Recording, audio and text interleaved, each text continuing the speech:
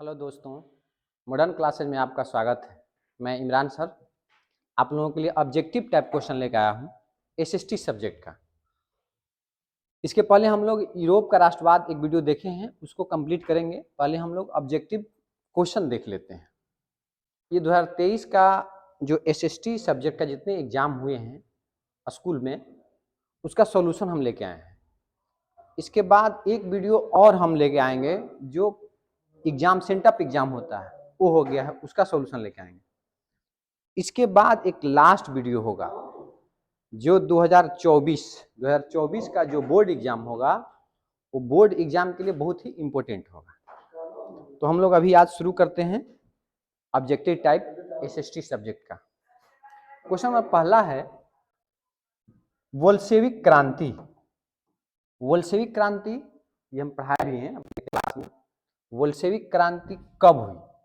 नवंबर 1917 में। इसके नेता कौन थे? जार निकोलस द्वितीय। नेक्स्ट क्वेश्चन है, मिखाइल गोर्बाचोव राष्ट्रपति बने। मिखाइल गोर्बाचोव राष्ट्रपति 1985 में बने थे। शुरुआत में ये मार्क्सवाद और लेनिनवाद का समर्थक थे। बाद में इन्होंने समाजवाद की तरफ अपना रुझान बढ़ा दिया। ये मिखाइल गोर्बाचोव जो है, ये ऑस्ट्रिया के राष्ट्रपति थे। नेक्स्ट क्वेश्चन पे आते हैं।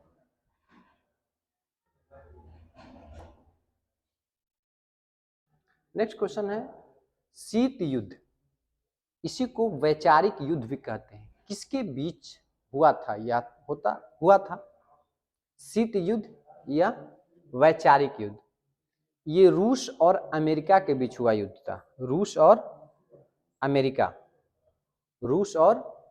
के बीच शीत युद्ध। ये दोनों देशों के बीच तनाव को, मतलब एक राजनीतिक समस्या उत्पन्न हो जाती है। ये किसी अस्त्र शस्त्र से युद्ध नहीं लड़ा जाता है। ये युद्ध जो है आप कूटनीतिक तरीके से लड़ते हैं, उसी को शीत युद्ध के नाम से जानते हैं। लुई फिलिप ले गद्दी का त्याग कब किया? लुई फिलिप ले 24 फरवरी को इन्होंने अपनी गद्दी का त्याग किया था। नेक्स्ट क्वेश्चन, हंगरी की भाषा क्या थी? हंगरी की भाषा देखिए मंग्यार है। इसमें जो हम सॉल्यूशन लिखे हैं वो तो सही है, बट मंग्यार, हंगरी की भाषा उसे मंग्यार थी। वर्तमान में हंगरी की भाषा मंगेरियन है। हंगरी की भाषा मंगेरियन है। नेक्स्ट है, यूनान के स्वतंत्रता संग्राम में किसकी पराजय हुई थी? यूनान की जो स्वतंत्रता संग्राम थे उसमें किसकी पराजय हुई थी? तुर्की की पराजय हुई थी। इस युद्ध को मकदूनियाई युद्ध के नाम से भी जाना जाता है। मकदूनियाई युद्ध जो यूनान में हुआ था। नेक्स्ट क्वेश्चन है,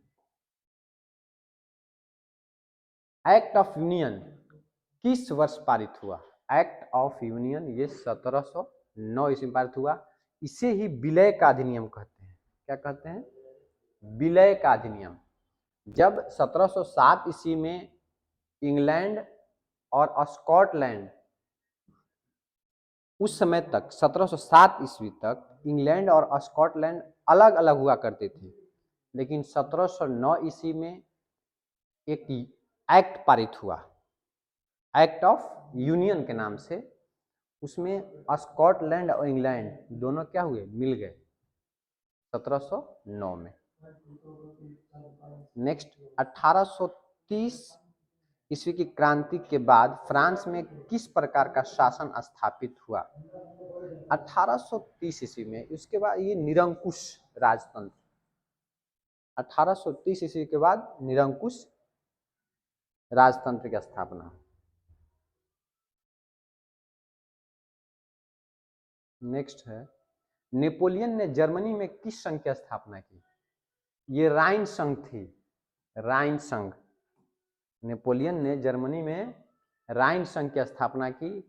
इसकी स्थापना 12 जुलाई 1806 ईस्वी को 12 जुलाई 1806 ईस्वी को हुई थी। सेडाओं के युद्ध में किसकी पराजय हुई? सेडाओं के युद्ध में ऑस्ट्रिया की पराजय हुई थी। नेक्स्ट क्वेश्चन है,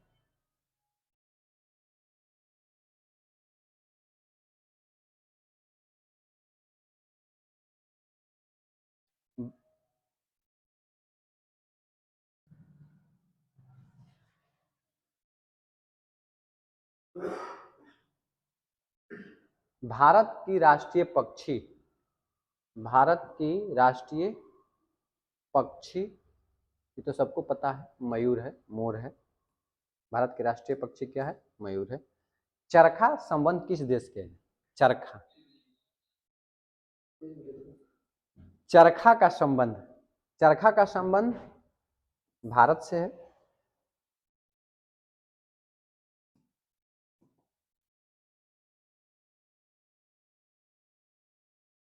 एक मिनट रुकिए।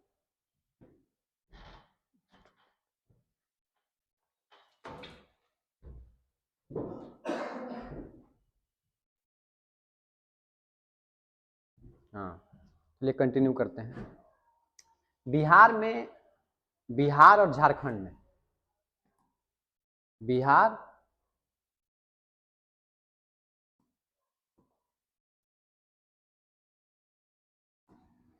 बिहार झारखंड दोनों मिला के पूछ रहे हैं। सवाल है कि बिहार झारखंड में भारत का कितना प्रतिशत अभ्रक उत्पादन होता है? अभ्रक उत्पादन में बिहार झारखंड नंबर 1 पे है पूरे देश में। अभ्रक का उत्पादन बिहार झारखंड में ही सबसे ज्यादा होता है, ये 60%। बिहार झारखंड मिलकर अभ्रक का उत्पादन सबसे अधिक करते हैं। नेक्स्ट है, किस खनिज को उद्योग की जननी कहा जाता है?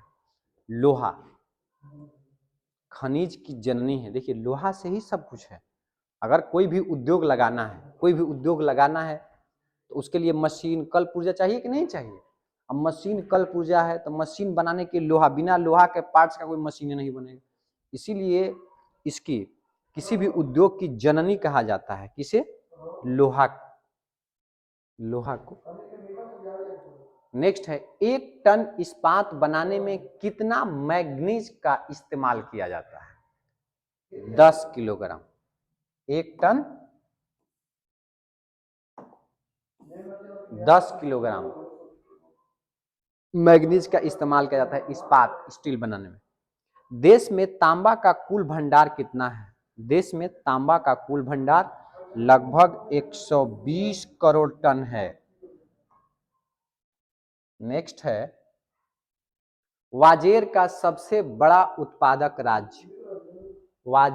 वाजरे है जी, सॉरी, वाजरे, बाजरा जिसको हम लोग बोलते हैं, उसका सबसे, कैसे हो जा रहा है, हाँ, बाजरे का सबसे बड़ा उत्पादक राज्य ये राजस्थान है। राजस्थान। मोटे अनाज का वर्ष 2023 से मनाया जा रहा है। मोटे अनाजों का वर्ष, बाजरा मोटे अनाज में ही आता है। कोयले का भंडार एवं उत्पादन की दृष्टि से देश का पहला स्थान, कोयले का भंडार एवं उत्पादन, झारखंड, सब लोग जानते हैं। नेक्स्ट है, यूरेनियम का प्रमुख उत्पादक स्थल, देखिए जादूगोड़ा, ये बहुत पुराना जगह है यूरेनियम के लिए। वर्तमान में 1-2 जगह और खोज हुई है, जैसे आसाम उसाम में, लेकिन ये सबसे पुराना, सबसे पहला भारत का जादूगोड़ा, जो कि झारखंड राज्य में स्थित है। विश्व में यूरेनियम सबसे अधिक कजाकिस्तान में। टेक्सोल का उपयोग होता है, टेक्सोल, टेक्सोल का उपयोग कैंसर में, किसी प्रकार का भी कैंसर हो उसमें टेक्सोल का उपयोग किया जाता है। भारत की वित्तीय राजधानी मुंबई, सबको पता है कि भारत की वित्तीय राजधानी कहाँ है? मुंबई। मुंबई वित्तीय राजधानी है। फैशन की नगरी भारत को ही बोला जाता है, मुंबई को ही। हाँ, भारत की जो राजधानी है वो तो न्यू दिल्ली।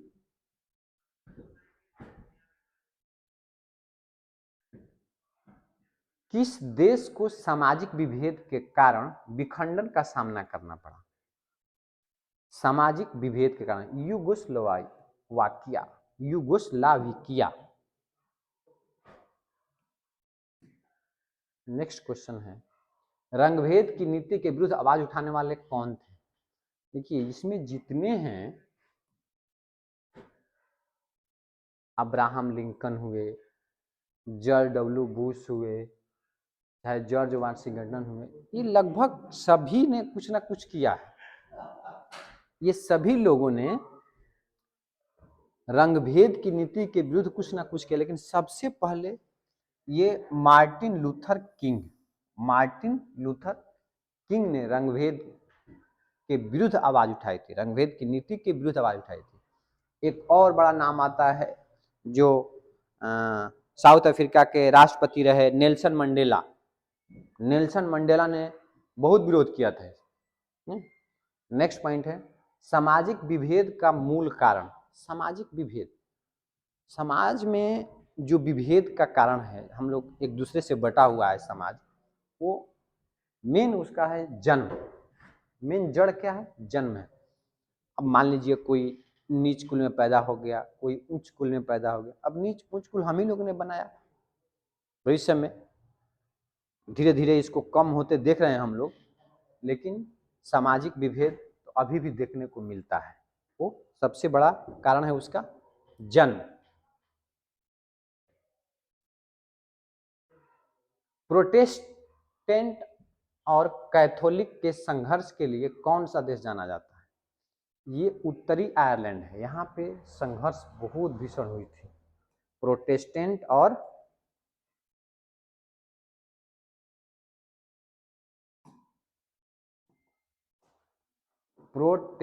और कैथोलिक में, ये प्रोटेस्टेंट या संघवादी सरकार, इसी को संघवादी सरकार, प्रोटेस्टेंट को संघवादी सरकार और पुलिस, ये दोनों के द्वारा जो कैथोलिक थे,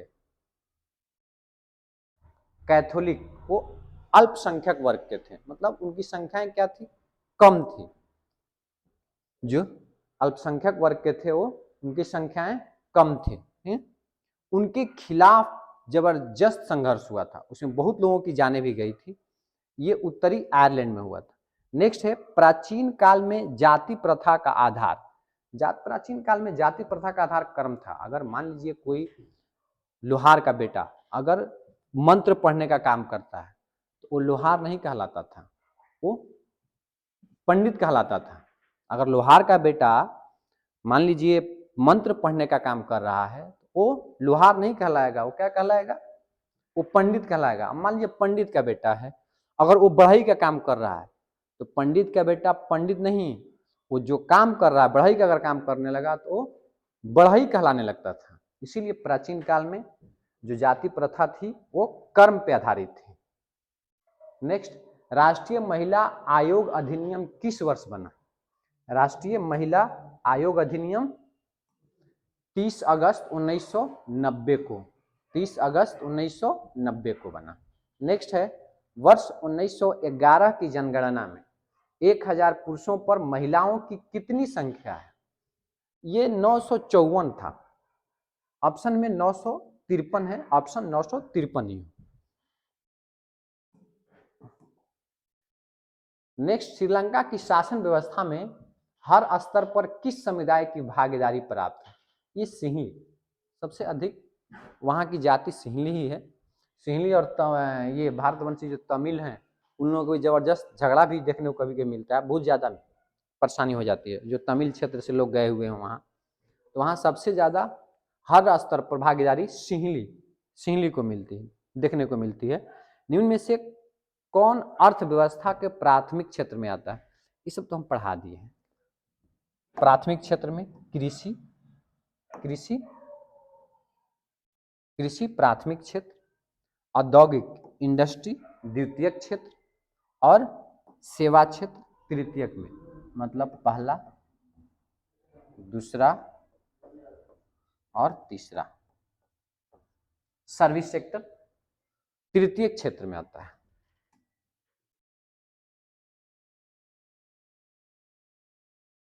नेक्स्ट है, इनमें से कौन पिछड़ा राज्य है? ये तो बिहार। इनमें कौन से देश में मिश्रित अर्थव्यवस्था है? इनमें से कौन से देश में मिश्रित अर्थव्यवस्था है? भारत। जब इकोनॉमिक्स हम पढ़ा रहे थे तो उसमें बताए थे मिश्रित अर्थव्यवस्था किसे कहते हैं। मिश्रित अर्थव्यवस्था का मतलब है जिस देश में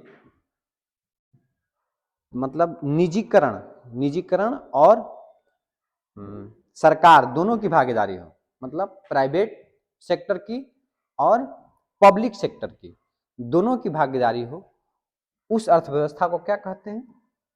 मिश्रित अर्थव्यवस्था कहते हैं। मिश्रित अर्थव्यवस्था कहा जाता है, मतलब प्राइवेट सेक्टर भी हो और पब्लिक सेक्टर भी इन्वॉल्व हो, उसे मिश्रित अर्थव्यवस्था। ये भारत उसी अर्थव्यवस्था का हिस्सा है। भारत में किस राज्य का प्रति व्यक्ति आय सर्वाधिक है? गोवा। राज्य में गोवा का सर्वाधिक प्रति व्यक्ति आय है। बिहार के किस जिले का प्रति व्यक्ति आय सर्वाधिक है? ये पटना का है। ये लगभग 1,31,000 प्रति व्यक्ति आय है पटना का। दूसरा स्थान आता है बेगूसराय का और तीसरा स्थान आता है मुंगेर का और सबसे कम शिवहर का। नेक्स्ट है, उत्पादन एवं आम गणना विधि आर्थिक दृष्टिकोण से है। ये सहज भी होता है, ये भी इकोनॉमिक्स का ही टर्म है। सहज होता है मतलब आसान, वैज्ञानिक होता है साइंटिफिक, व्यवहारिक होता है व्यवहार में आसान होता है। उत्पादन विधि से राष्ट्रीय आय की गणना की जाती है। ये जो उत्पादन विधि है, उत्पादन विधि, इससे राष्ट्रीय आय की गणना की जाती है।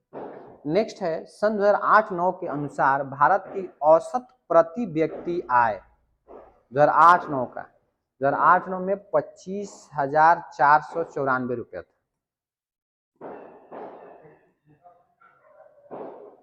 नरेगा ग्रामीण रोजगार देने की एक राष्ट्रीय योजना है। अंतर्गत मजदूरों के साल में काम देने की कितने दिन? ये सवाल है कि नरेगा के तहत कितने दिनों का काम दिया जाता है। तो नरेगा के तहत 100 दिन का, कितने दिन का? 100 दिन का काम दिया जाता है। ये नरेगा अब मनरेगा हो गया है। क्या हो गया है? मनरेगा।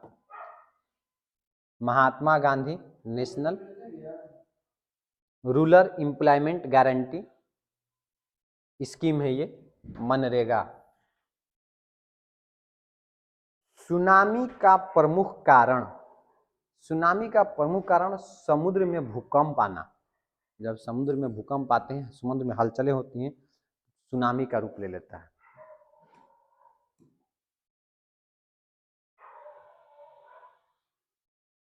भारत में योजना आयोग का गठन। भारत में योजना आयोग का गठन 15 मार्च 1950 को।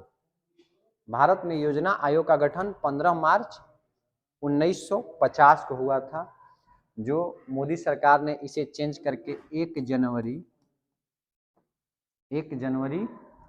2015 को योजना आयोग का नाम क्या हो गया? नीति आयोग। नीति आयोग इसका नाम रख दिया गया 1 जनवरी 2015 से। नदियों में बाढ़ आने का प्रमुख कारण क्या है? अधिकतर वर्षा होगी।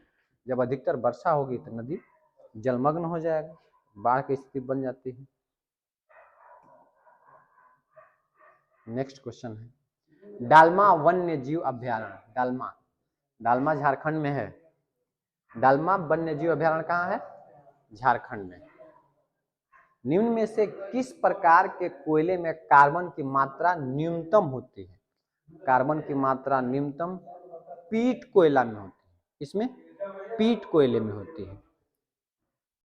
सबसे अधिक एंथ्रासाइट 86 से 97%।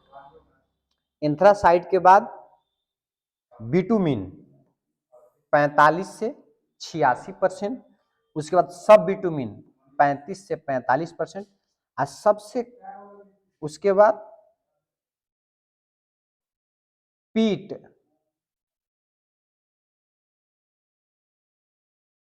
ये कुछ मिस्टेक है, टाइपिंग मिस्टेक है लगता है। खैर ये बिटुमिन सब बिटुमिन को एक ही में रखा गया है, बस अलग अलग बांट दिया है, इससे कोई दिक्कत नहीं। सबसे अधिक एंथ्रासाइट होता है, सबसे अधिक एंथ्रासाइट।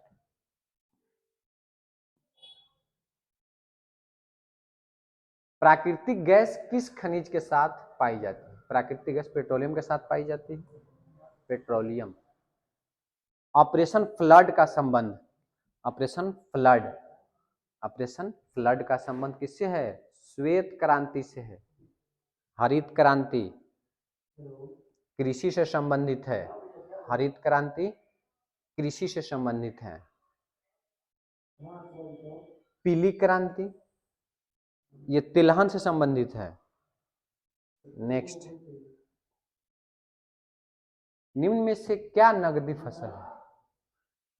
टाइपिंग भी सही से नहीं किया। निम्न में से कौन सी फसल नगदी है? चाय। चाय क्या है? नगदी फसल है। नगदी कहने का मतलब है कि जिससे नगद प्राप्त हो। एक रबी होता है, खरीफ होता है ना, नगदी। तो रबी और खरीफ जैसे गर्मी के दिन में जो बोया जाए और ठंडी आते आते क्या किया जाए? काट लिया जाए, उसको हम लोग कहते हैं, क्या कहते हैं? खरीफ फसल। और ठंडी में रोपा जाए और गर्मी आते आते काट लिया जाए, उसको हम क्या कहते हैं? रबी फसल। और गर्मी और बरसात के बीच का समय, गर्मी और बरसात के बीच के समय जो पौधे लगाकर और पैसा मतलब साग सब्जी दिस डेट उसका उत्पादन किया जाता है, उसे हम क्या बोलते हैं? नगदी फसल, जिससे हमको नगद प्राप्त हो। ये चाय हो गया, कॉफी हो गया, ये सब नगदी फसल है। भारतीय डाक विभाग की स्थापना, भारतीय डाक विभाग की स्थापना 1854 में। उस समय गवर्नर जनरल थे लॉर्ड डलहौजी। निम्न में से कहाँ रेल कारखाना स्थित है? जमालपुर, बिहार में है। ये बिहार में है, जमालपुर, यहाँ रेल कारखाना स्थित है। निम्न में से किस आपदा का संबंध पृथ्वी की आंतरिक संरचना से है? आंतरिक संरचना, सुनामी भी आंतरिक संरचना से है, बाढ़, सूखा, ये सभी उसके आंतरिक संरचना का ही प्रभाव है। पंत सागर नामक कृत्रिम जलाशय किस बांध पर बना है?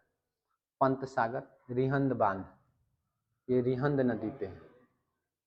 पंत सागर, रिहंद बांध और रिहंद नदी पे है।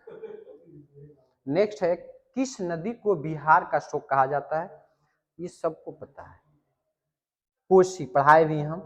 कोसी को बिहार का शोक कहा जाता है। ये अपने मार्ग बदलने के लिए, अपना मार्ग बदलने के लिए एक कुख्यात है। अभी ऐसे चल रही है, ऐसे अब पता नहीं कब इधर आ जाएगी।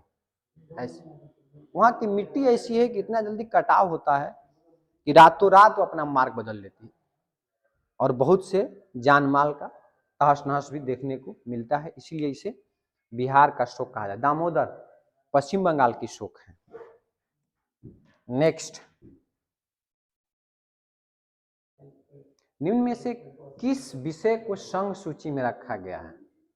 संघ सूची, वह सूची जिसपे सिर्फ संघ नियम कानून बना सकता है, उसे संघ सूची, मतलब केंद्र सरकार, जिस पर केंद्र सरकार नियम कानून बनाए, उस विषय को केंद्र सूची या संघ सूची में रखा गया है। तो ये विदेश नीति, विदेश नीति ये संघ सूची का विषय है। शिक्षा, इस पे केंद्र सरकार भी नियम बना सकती है, राज्य सरकार भी नियम बना सकती है, तो शिक्षा को समवर्ती सूची में रखा है। स्वास्थ्य, स्वास्थ्य भी क्या है? सब जिसपे दोनों नियम बनाते हो, केंद्र सरकार भी बनाते हो और राज्य सरकारी बनाते हो उसको समवर्ती सूची में रखा गया है। संघ सूची जिसपे सिर्फ केंद्र बनाता हो, एक होता है राज्य सूची, राज्य सूची पे सिर्फ राज्य की नहीं बनाते, 3 सूचियां।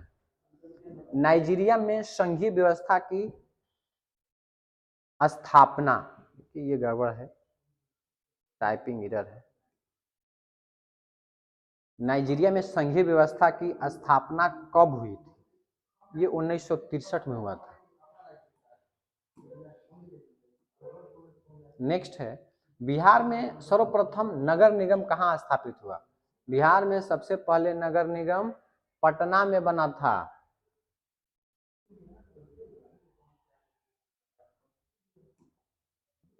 कहाँ पे?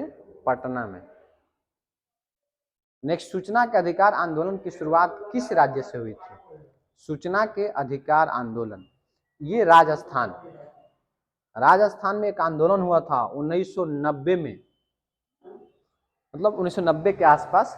ये जन आंदोलन, लोगों ने एक आंदोलन किया कि नहीं, सूचना का अधिकार हमें मिलना चाहिए।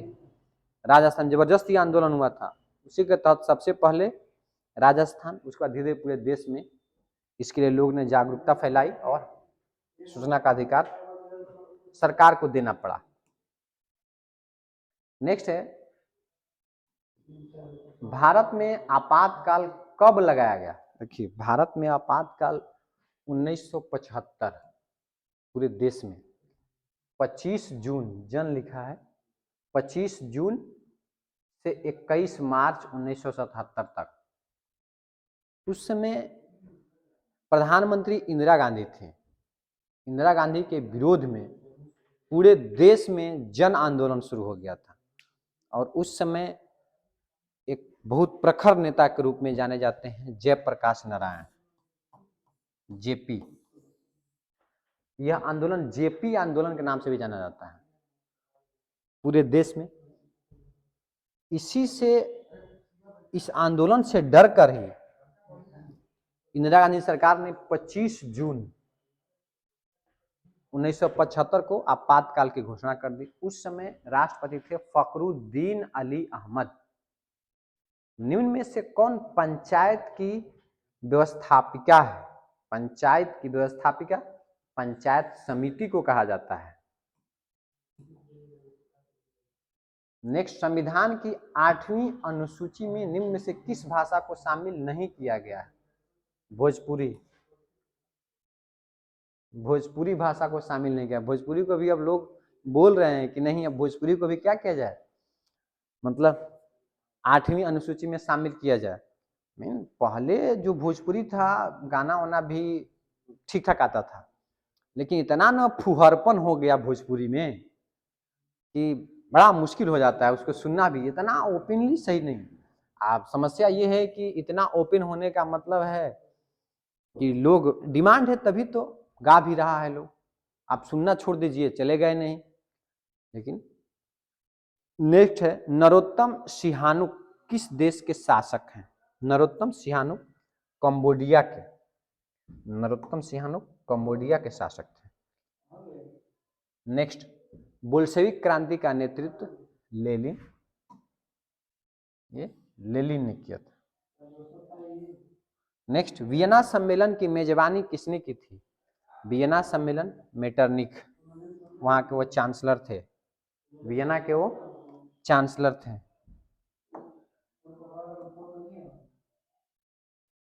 चौरी चौरा हत्याकांड के बाद किस आंदोलन को स्थापित किया गया? स्थगित किया गया, सॉरी, स्थगित किया गया। चौरी चौरा हत्याकांड, असहयोग आंदोलन को स्थगित कर दिया गया था। असहयोग आंदोलन 1920 में शुरू हुआ था, अगस्त 1920 में, और 4 या 5 फरवरी को, कहीं कहीं 4 लिखता है, कहीं कहीं 5 लिखता है, लेकिन मोदी जी और योगी जी ने मिलकर 4 फरवरी को ही न्यूज में भी देता है कि नहीं 4 फरवरी, तो 4 या 5 फरवरी 1922 को, 4 फरवरी 1922 को चौरी चौरा नामक जगह पे ये घटना घटी थी जिससे गांधी जी आहत हो गए थे और असहयोग आंदोलन क्या किया था, वापस ले लिए थे। Next, Akhil Bharatiya trade union Congress, all India trade union Congress के प्रथम अध्यक्ष लाला लाजपत राय। इसकी स्थापना 31 अक्टूबर 1920 को कांग्रेस के लखनऊ अधिवेशन वहीं पे हुई थी। इसकी भी स्थापना लखनऊ में ही। किस पत्र ने रातों रात वर्नाक्युलर प्रेस एक्ट से बचने के लिए अपनी भाषा बदल ली थी? अमृत बाजार पत्रिका। अमृत बाजार पत्रिका। इसके संस्थापक थे शिशिर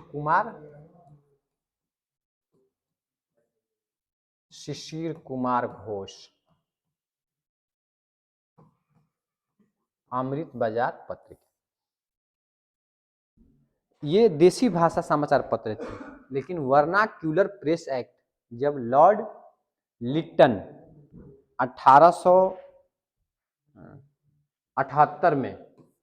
1878 में इन्होंने वर्नाक्युलर प्रेस एक्ट लेके आए, उस समय ये रातों रात अपनी भाषा चेंज कर ली और इंग्लिश में छापने लगी।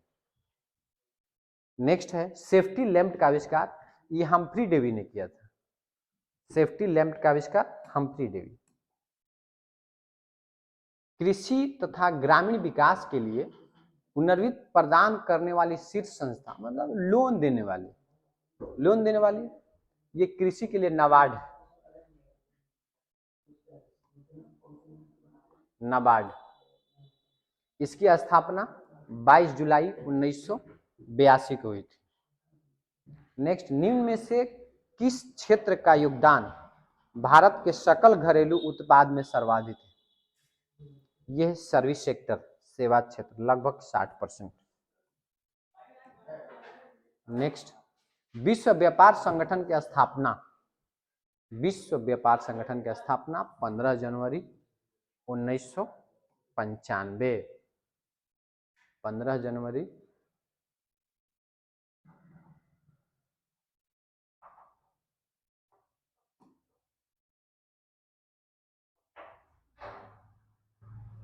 ठीक 15 जनवरी 1995।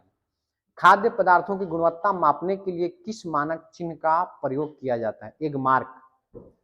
एगमार्क का प्रयोग किया जाता है कि ये जो खाद्य पदार्थ है गुणवत्तापूर्ण है कि नहीं, उसके लिए एगमार्क की मुहर लगती है। आप लोग देखे होंगे किसी भी पैकेट पे, कोई भी चिप्स भी खाते होंगे तो उसमें देखिए गुणवत्ता की मुहर एगमार्क का लगा रहता है। आज से खाइएगा तो जरूर देखिएगा एगमार्क उस पर मुहर लगा है कि नहीं।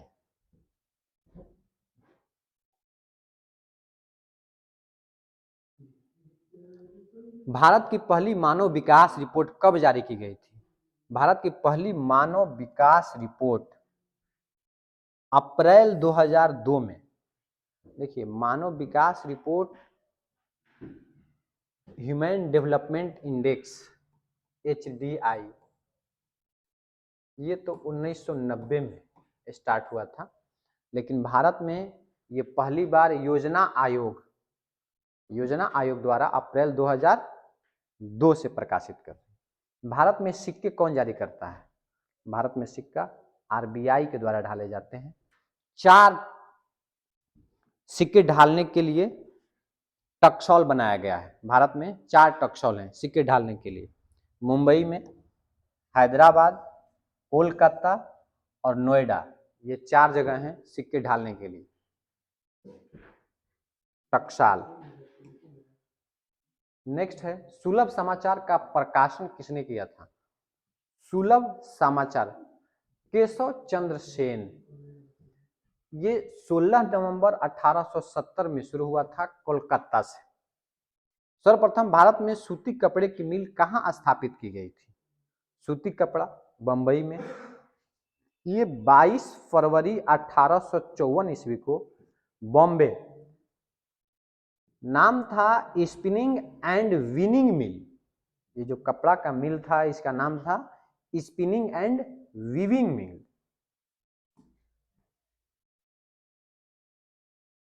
नेक्स्ट, बंगाल विभाजन किसने वापस लिया था? बंगाल विभाजन 1905 में हुआ। कब हुआ? 1905 में। उस समय थे governor Lord Curzon. Lord Curzon 1905 में। बंगाल विभाजन रद्द कर दिया गया 1911 ईस्वी में। 1911 ईस्वी में रद्द कर दिया गया। उस समय गवर्नर थे लॉर्ड हार्डिंग। इन्होंने ही बंगाल विभाजन को वापस लिया था। निम्न में से किस गोलमेज सम्मेलन में गांधी जी ने भाग लिया था? गोलमेज सम्मेलन 3 हुए थे, राउंड टेबल। पहला में कांग्रेस ने भाग नहीं ली थी, पहला में भाग नहीं लिया, इसीलिए उस समय थे Lord Irwin, governor general Bharat के लॉर्ड इरविन थे। लॉर्ड इरविन ने गांधी को बुलाया और प्रस्ताव दिया कि आप नहीं, आप गोलमेज सम्मेलन में भाग लीजिए, आपकी मांगे हम मानने के लिए तैयार हैं। तब गांधी जी ने द्वितीय गोलमेज सम्मेलन में गांधी जी ने कांग्रेस की तरफ से भाग लिया। एक व्यक्ति थे डॉक्टर भीमराव अंबेडकर। भीमराव अंबेडकर ने तीनों गोलमेज सम्मेलन में भाग लिया था। सवाल बहुत बार पूछा है, कंपटीशन में पूछा है, बहुत सारे कंपटीशन में पूछे हैं। वो कौन व्यक्ति थे जिन्होंने तीनों गोलमेज सम्मेलन में भाग लिया है? तो भीमराव अंबेडकर। गांधी जी द्वितीय गोलमेज सम्मेलन। पहला गोलमेज सम्मेलन 12 नवंबर 1930 से 19 जनवरी 1931 तक। द्वितीय गोलमेज सम्मेलन 1 दिसंबर 1931 से 1 दिसंबर 1931 तक चला था। ये टाइपिंग एरर है।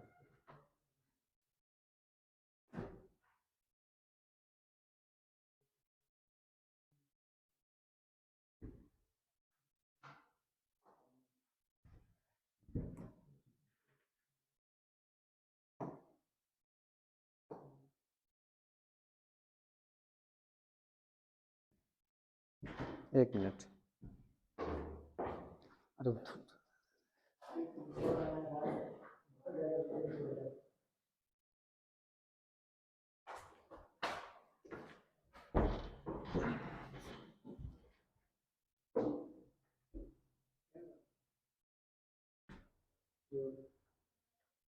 यहाँ पे टाइपिंग एरर है। ये 7 सितंबर द्वितीय गोलमेज सम्मेलन 7 सितंबर से 1 दिसंबर 1931 तक चला था। तृतीय गोलमेज सम्मेलन 17 नवंबर 1932 से 24 दिसंबर 1932 तक चला था। 3 गोलमेज सम्मेलन हुए। नेक्स्ट है, नरोत्तम सिंहानुक कहाँ के शासक थे? नरोत्तम सिंहानुक कंबोडिया के शासक थे। नरोत्तम सिंहानुक कंबोडिया के शासक थे। 1954 ईस्वी में जब स्वतंत्र राज्य बना कंबोडिया, उस समय वहां के वो शासक बने नरोत्तम सिंहानुक। निम्न में से क्या एक गुप्त पुलिस संगठन है? कौन सा? सवाल है कि कौन ये गुप्त पुलिस संगठन है? ये चेका रूस का है। चेका रूस का ये भी गुप्त संगठन है। आजाद दस्ता 1942 में जब भारत छोड़ो आंदोलन हुआ था, उस समय आजाद दस्ता ये भी एक गुप्त संगठन था। खुदाई खिदमतगार उत्तर पश्चिम सीमा प्रांत में, ये भी एक गुप्त संगठन था। इनमें से सभी, इसका आंसर क्या होगा? इनमें से सभी। आजाद दस्ता 1942 में, ये चेका 1917। नेक्स्ट है, असहयोग आंदोलन चलाने का निर्णय कांग्रेस के किस अधिवेशन में लिया गया? ये नागपुर अधिवेशन, नागपुर अधिवेशन में लिया गया था। इसके अध्यक्ष थे सी विजय राघव पेरियार, दिसंबर 1920 में। एक स्पेशल सेशन हुआ था 1920 में। स्पेशल सेशन हुआ था सितंबर 1920 कलकत्ता में। इसके अध्यक्ष लाला लाजपत राय थे। ये स्पेशल अधिवेशन था। निम्नलिखित में से किस देश के नागरिकों की औसत आय होती है? किसी देश के, ये प्रति व्यक्ति आय होती है। जैसे मान लीजिए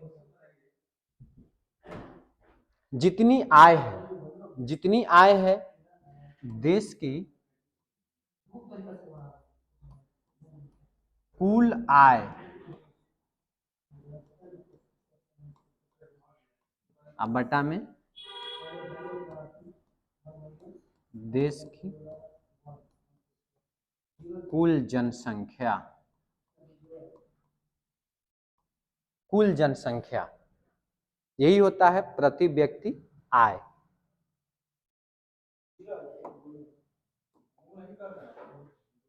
निम्न में से किस क्रियाकलाप को द्वितीयक क्षेत्र में शामिल करते हैं? द्वितीयक क्षेत्र विनिर्माण,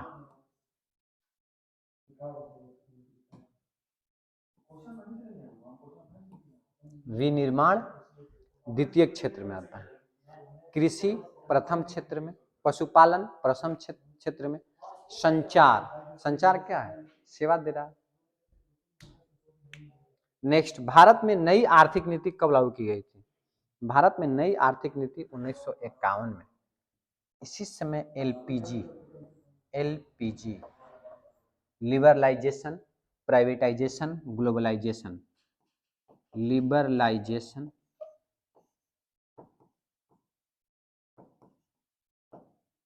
प्राइवेटाइजेशन,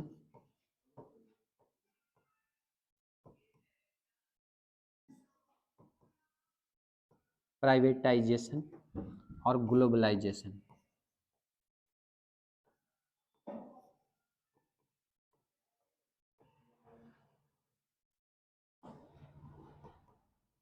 ग्लोबलाइजेशन, एलपीजी की शुरुआत हुई थी। इसके पहले सभी जितने भी संस्थाएं होती थी उस पर कंट्रोल सरकार की होती थी, मार्केट पे भी सरकार का ही कंट्रोल हुआ करती थी। इसीलिए बहुत आर्थिक मंदी आ गई थी उस जमाने में। 1991 के दशक में भारत को घोर आर्थिक मंदी का सामना करना पड़ रहा था। इसीलिए एक नई आर्थिक नीति बनाई गई जिसमें एलपीजी की शुरुआत हुई। लिबरलाइजेशन, उदारीकरण, प्राइवेटाइजेशन, निजीकरण, ग्लोबलाइजेशन, वैश्वीकरण।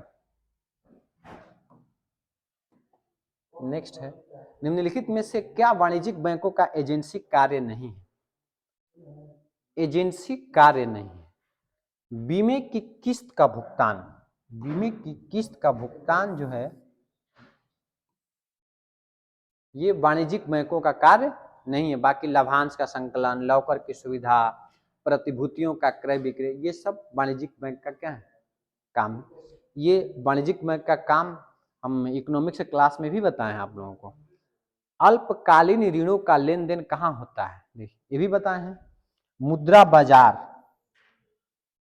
दो प्रकार के बाजार होते हैं, एक मनी मार्केट, एक होता है मनी मार्केट जिसे मुद्रा बाजार बोलते हैं, जिसे क्या कहते हैं?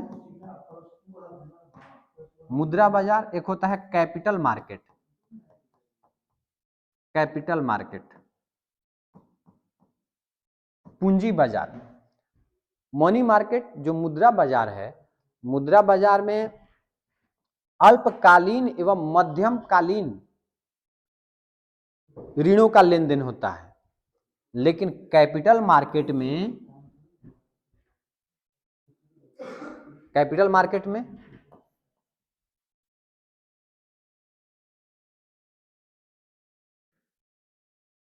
ज्यादा समय के लिए, मैक्सिमम समय के लिए लेन देन किया जाता है कैपिटल मार्केट में। अंतर्राष्ट्रीय व्यापार को उदार बनाने की दृष्टि से किस संगठन का गठन किया गया? विश्व व्यापार संगठन, विश्व व्यापार संगठन का स्थापना किया गया था। इसके जस्ट पहले क्वेश्चन आया था, विश्व व्यापार संगठन की स्थापना कब हुई थी? निम्नलिखित में से किस योजना के तहत वर्ष में न्यूनतम 100 दिन का रोजगार देने की गारंटी दी गई? देखिए मनरेगा, पहले ये था नरेगा, अब बाद में 2 अक्टूबर 2009 को ये मनरेगा हो गया। 2 अक्टूबर 2002 से पहले ये क्या था? नरेगा, जिसकी शुरुआत 2005 में हुई थी। नेक्स्ट क्वेश्चन है, सर्वाधिक लौह अयस्क का उत्पादन कौन सा राज्य करता है? सर्वाधिक लौह अयस्क का उत्पादन उड़ीसा करता है। प्रारंभिक जीविका कृषि का अन्य नाम क्या है? झूम कृषि, पहले शुरुआत में लोग कृषि जैसे आज सिस्टमेटिक ढंग से करते हैं, पहले लोग नहीं करते थे। पहले यहाँ पे पूरा जंगल झाड़ है, काटे वोटे जलाए वलाए खेती किए, फिर चले गए, फिर आगे गए, फिर वहां साफ सुथरा किए, काटे वोटे फिर जलाए, इसको कर्तन दहन कृषि बोलते हैं, इसी को झूम कृषि बोलते हैं। तो पुराने लोग जो प्रारंभिक जीविका उसी को पहले के लोग झूम कृषि जो कृषि करते थे उसको झूम कृषि के नाम से जानते हैं। नेक्स्ट, नंदा देवी राष्ट्रीय उद्यान कहाँ है? नंदा देवी राष्ट्रीय उद्यान उत्तराखंड में है। वायु परिवहन का राष्ट्रीयकरण कब किया गया? वायु परिवहन का राष्ट्रीयकरण 1953 ईस्वी में किया गया। इसके तहत दो निगम बनाए गए, दो निगम का निर्माण किया गया। एक घरेलू सेवा डोमेस्टिक सर्विस, जैसे अब दिल्ली से पटना जाना है, पटना से दिल्ली आना है, चाहे मानिए बनारस से आपको मुंबई जाना है, मुंबई से बेंगलोर जाना है, मतलब घरेलू सीमा, मतलब देश के अंदर ही आवागमन परिवहन के लिए वायु के द्वारा, उसको घरेलू सेवा कहते हैं। इसके लिए इंडियन एयरलाइंस कॉरपोरेशन का निर्माण किया गया। एक अंतर्राष्ट्रीय देश विदेश के लिए वो अंतर्राष्ट्रीय सेवा के लिए एयर इंडिया इंटरनेशनल कॉरपोरेशन की स्थापना की गई। नेक्स्ट क्वेश्चन, निम्नलिखित में से किसे सुनहरा रेशा, सुनहरा रेशा गोल्डन फाइबर के नाम से जानते हैं? सुनहरा रेशा जूट, जूट को सुनहरा रेशा, कपास को व्हाइट फाइबर, व्हाइट सोना। टाइपिंग मिरर है, व्हाइट फाइबर, फाइबर है, व्हाइट फाइबर सफेद रेशा कपास को, और जूट को सुनहरा रेशा। जीवन रेखा क्या है?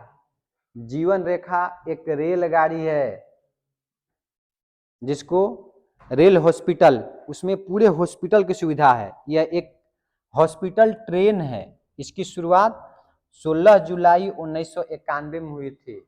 यह एक हॉस्पिटल ट्रेन है। जीवन रेखा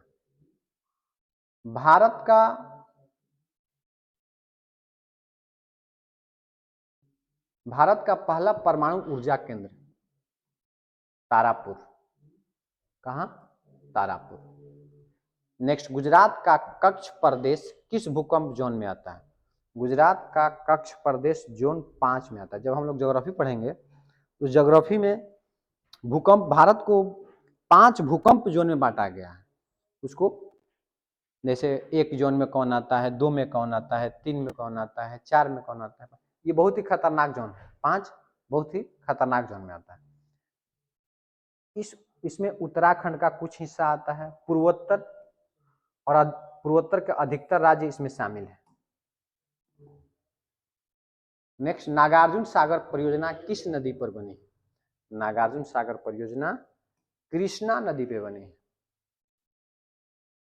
सूना मीटर द्वारा क्या मापा जाता है? सूना मीटर द्वारा देखिए, ये समुद्र पे जो पानी फैलता है या समुद्र के किनारे, उसके प्रेशर मापा जाता है, लेकिन इसमें एक पानी से रिलेटेड बाढ़ ही है, इसीलिए सूना मीटर से उसका आंसर क्या होगा? बाढ़। Water pressure at the sea floor. Next question है, धर्म को समुदाय का मुख्य आधार मानने वाला व्यक्ति क्या कहलाता है?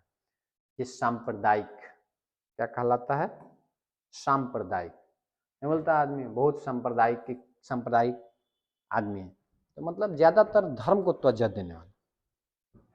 नेक्स्ट, नगरपालिका कार्य क्षेत्र विषय संविधान के किस अनुसूची में? अनुसूची 12, टोटल 12 अनुसूचियां हैं। हम लोग जब पॉलिटी पढ़ रहे थे तो उस पॉलिटी में हम बताए हैं टोटल कितनी अनुसूचियां हैं? 12। 11 पंचायत है, 11 क्या है? पंचायत है, 11 पंचायत और 12 नगर पालिका।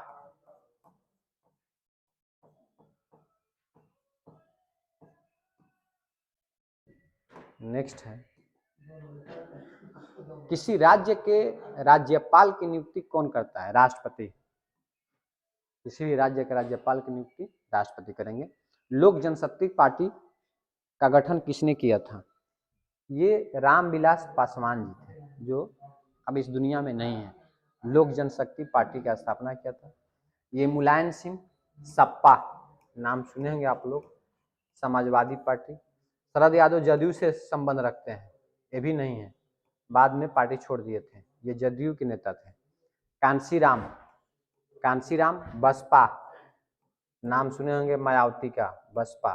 कांशीराम भी नहीं है, अभी बसपा का नेतृत्व मायावती करती हैं, जो यूपी का पार्टी है। इस सब राष्ट्रीय पार्टी थी ये बसपा, लेकिन अब इससे राष्ट्रीय पार्टी का दर्जा भी छीनने के कगार पर है। नेक्स्ट, लोकसभा और राज्यसभा में महिलाओं को कितने प्रतिशत आरक्षण प्राप्त है? देखिए, अभी आरक्षण प्राप्त नहीं है। संविधान का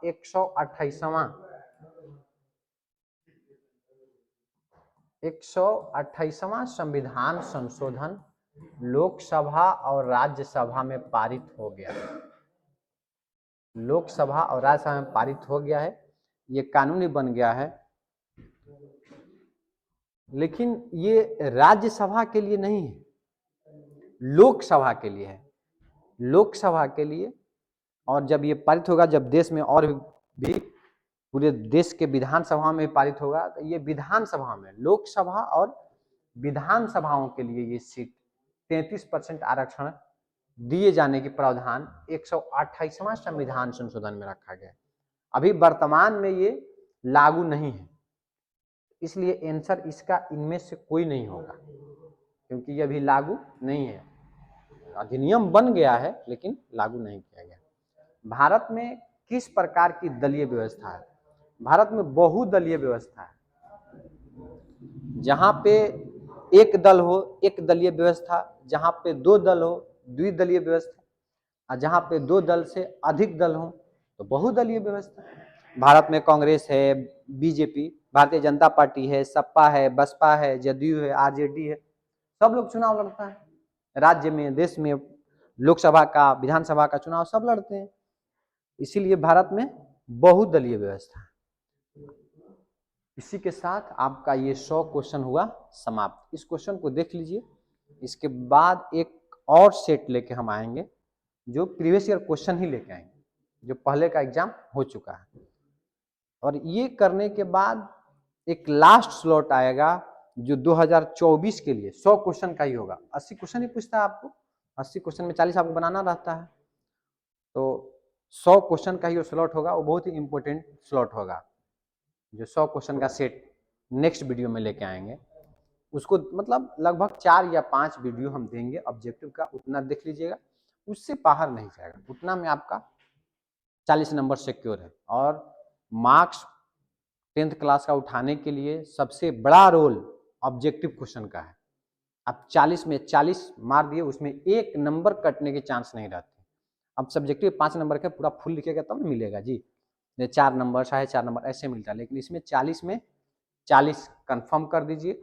उसके बाद सब्जेक्टिव लिखते रहिए, उसमें जितना 70, 75, 80% कोई नहीं रोक सकता है। इसी के साथ आज इतना ही, नेक्स्ट वीडियो में फिर मिलते हैं। जय हिंद। और इस वीडियो को ज़्यादा से ज़्यादा लोगों को शेयर कीजिए, सबको फ़ायदा पहुंचाइए। धन्यवाद।